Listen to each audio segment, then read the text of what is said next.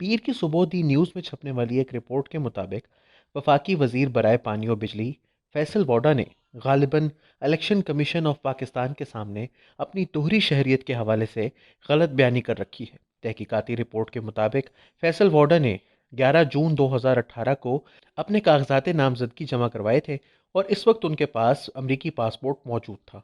بعد ازاں ان کے کاغذات نامزدگی کی پڑتال کے وقت بھی انہوں نے اپنی دوہری شہریت ختم نہیں کی تھی۔ ماضی میں سپریم کورٹ واضح طور پر یہ حکم دے چکی ہے کہ کوئی بھی رکن پارلیمنٹ دوہری شہریت کا حامل نہیں ہو سکتا، اور اگر کوئی شخص ماضی میں دوہری شہریت رکھ چکا ہو تو اپنے کاغذات نامزدگی کے ساتھ اسے یہ ثبوت بھی پیش کرنا ہوگا کہ وہ اپنی دوہری شہریت کو چھوڑ چکا ہے۔ اس سے قبل 2012 میں جسٹس افتخار محمد چودھری کی عدالت نے یہ فیصلہ دیا تھا کہ دوہری شہریت رکھنے والے افراد پارلیمنٹ کے رکن نہیں بن سکتے۔ 20 ستمبر 2012 کو سنائے جانے والے فیصلے کی روشنی میں سپریم کورٹ نے الیکشن کمیشن کو ایسے تمام افراد کو نااہل قرار دینے کا حکم دیا تھا جو دوہری شہریت رکھتے ہوں۔ اس ضمن میں قومی اسمبلی کے 4، پنجاب اسمبلی کے 5 اور سندھ اسمبلی کے 2 ممبران نااہل قرار دیے گئے تھے۔ ایک اور فیصلے میں سپریم کورٹ نے نون لیگی سینیٹرز سعدیہ عباسی اور ہارون اختر کو بھی نااہل قرار دے کر ان کی سینٹ کی نشستیں خالی کروا دی تھیں۔ فیصل ووڈا کے کیس میں انہوں نے کاغذات نامزدگی 11 جون کو جمع کروائے اور 18 جون 2018 کو یہ کاغذات نامزدگی منظور بھی کر لیے گئے، جبکہ انہوں نے 22 جون 2018 کو جا کر امریکی قونصلیٹ سے اپنی امریکی شہریت منسوخ کرنے کی درخواست کی۔ عموماً تنسیخ کا عمل کئی ہفتے اور بعض اوقات مہینے بھی لے جاتا ہے، تاہم امریکی قونصلیٹ نے فیصل ووڈا کی امریکی شہریت کی منسوخی کا سرٹیفکیٹ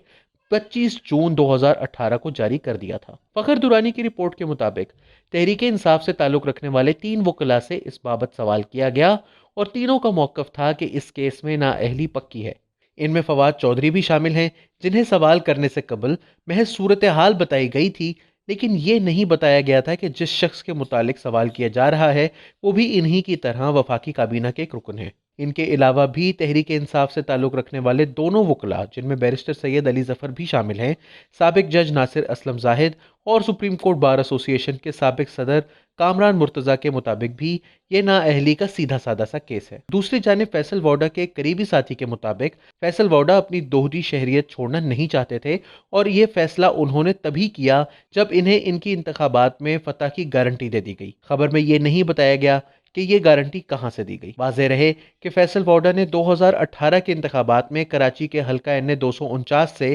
مسلم لیگ نواز کے صدر شہباز شریف کو شکست دی تھی، اور ان کی فتح کا مارجن محض 718 ووٹ تھا، جبکہ شہباز شریف کی جانب سے ووٹوں کی دوبارہ گنتی کی درخواست پر بھی اس وقت کے چیف جسٹس ثاقب نثار کی طرف سے فیصلہ دیا گیا تھا کہ دوبارہ گنتی نہیں کروائی جائے گی۔ الیکشن کمیشن سے رابطہ کیا گیا تو ان کا کہنا تھا کہ وہ خود سے کسی کی دوہری شہریت چیک نہیں کر سکتے، اور اس مقصد کے لیے کسی نہ کسی کو دوہری شہریت کو چیلنج کرنا ضروری ہوتا ہے۔ ایسا نہیں ہے کہ فیصل ووڈا کی دوہری شہریت کو چیلنج ہی نہ کیا گیا ہو۔ این 249 میں ان کے حریف پیپلز پارٹی کے عبدالقادر مندوخیل نے ان کی اہلیت کو چیلنج کیا تھا، لیکن بعد ازاں یہ درخواست واپس لے لی گئی تھی۔ عبدالقادر مندوخیل سے پوچھا گیا تو انہوں نے بتایا کہ کچھ حلقوں کی جانب سے ان پر بہت شدید پریشر تھا کہ وہ یہ درخواست واپس لے لیں۔ انہوں نے کہا کہ ان پر ان کی اپنی پارٹی لیڈرشپ کی جانب سے بھی یہ دباؤ ڈالا گیا کہ وہ فیصل ووڈا کی اہلیت کے خلاف درخواست واپس لے لیں۔ اس سے قبل سپریم کورٹ نے وزیر اعظم کے معاون خصوصی زلفی بخاری کے بارے میں بھی یہ فیصلہ دے رکھا ہے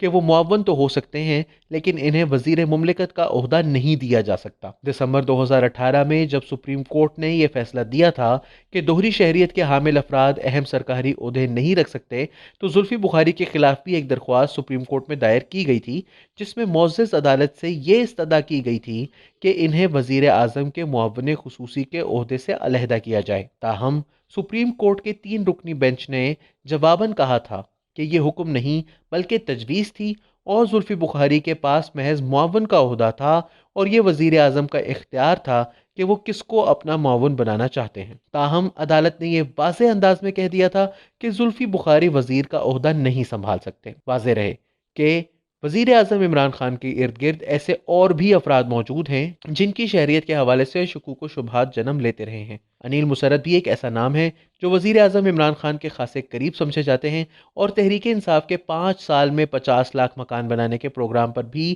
وزیر اعظم کی معاونت کرتے رہے ہیں۔ دوہری شہریت بنیادی طور پر ملک سے وفاداری کا معاملہ ہے۔ سپریم کورٹ 15 دسمبر 2018 کو اپنے فیصلے میں کہہ چکی ہے کہ کوئی بھی شخص دوہری شہریت رکھتے ہوئے اہم حکومتی عہدہ نہیں سنبھال سکتا، کیونکہ ایسی صورت میں اسے سرکاری نوکری اور غیر ملکی شہریت میں سے کسی ایک کو چننا ہوگا۔ اس سوچ سے اختلاف تو کیا جا سکتا ہے، لیکن کوئی شخص اگر ایک غیر ملک کا شہری بھی ہے تو اس کی وفاداریاں سپریم کورٹ کے کم از کم 2 فیصلوں کی روشنی میں مشکوک ہیں۔ ایسی صورت میں فیصل وارڈو کے پاس وزارت اور نیشنل اسمبلی کی نشست رکھنے کا کیا جواز رہ جاتا ہے؟ یہ دیکھنا تاحال باقی ہے کہ فیصل وارڈا کے خلاف کوئی ایکشن لیا جاتا ہے یا نہیں، اور ان کے حریفوں میں سے کوئی ان کے خلاف الیکشن کمیشن سے رجوع کرتا ہے یا نہیں۔